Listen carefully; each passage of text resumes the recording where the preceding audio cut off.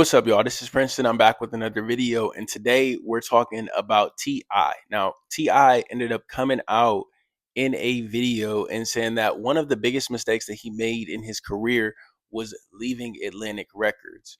I made one of the toughest decisions, arguably one of the worst decisions in my career. I made the decision to leave Atlantic, and I almost immediately could see and tell that there were a lot of things being done, on my behalf for my benefit that I was probably oblivious to in reference to Atlantic. I do the music, I walk in, I play the music, and they'd say, "This is the one." And I handed it off to them.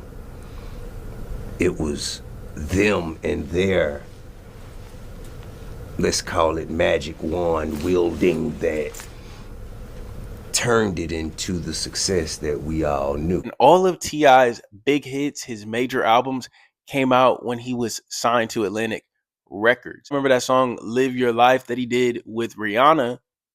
That was when he was under Atlantic Records. Remember the song that he did, "Whatever You Like"? That song came out under Atlantic Records too. So he was more popping when he was under Atlantic Records. And after he left, he did keep doing music, but it never pushed the same amount of numbers or weight that his former music had pushed. About these record labels is that they have so much access to so many different things. When T.I. was coming up, the big thing was radio. So they had relationships with radio that were 10, 15 years in the making, and they can get your song playing over and over and over in 200 different cities and give the impression that you have a hit song. Nowadays, it's all about streaming.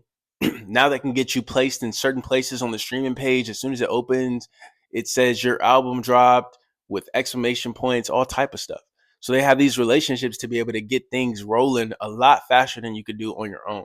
Now T.I. makes most of his money through streaming revenue from his past hits, tours that he does, legacy tours. He makes a lot of his money from business ventures. He does a lot of acting now. You see him pop up in movies here and there. His music career is pretty much non-existent now.